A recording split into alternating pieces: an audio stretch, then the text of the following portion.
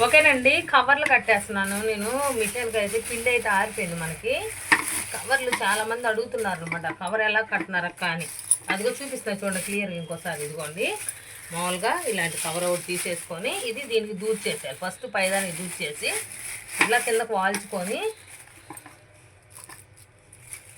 దీనికి ఏదన్నా అడ్డం పెట్టుకోవాలి, లేకపోతే ఇది ఊరకు పడతా ఉండిద్ది. అడ్డం పెట్టేసుకొని ఇదిగోండి చిన్నగా చించేస్తున్నాయి. ఇదైతే చించేసి బాగా మెలక చుట్టేసుకోవాలి.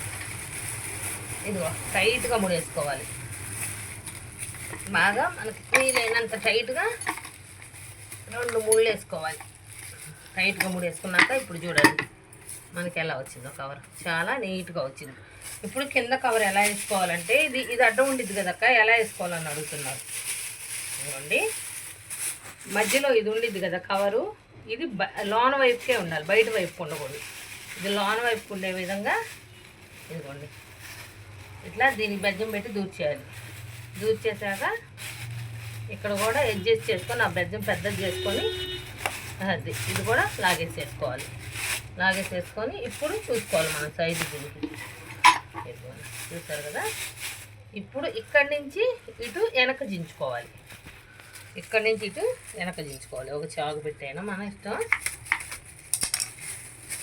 ఇప్పుడు ఇక్కడి నుంచి ఇక్కడ వెనక దించేసుకొని ఇప్పుడు ఇది గట్టిగా, ఇది కూడా గట్టిగా ముడేసుకోవాలి.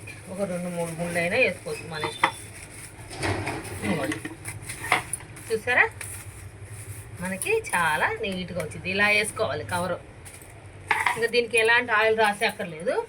ఇది పక్కన పెట్టేసుకుందాం అండి. ఇప్పుడు పిండి అయితే మనకు పూర్తిగా చల్లారిపోయింది. చూసారు కదా, పిండి అయితే పూర్తిగా చల్లారిపోయింది. ఈ పిండి అయితే నేను ఇప్పుడు మదాయించుకుంటున్నాను. బాగా మెత్తగా మదాయించుకోవాలి. కొంచెం ఎక్కువ టైమే పట్టిద్దండి ఇది మదాయించడానికి.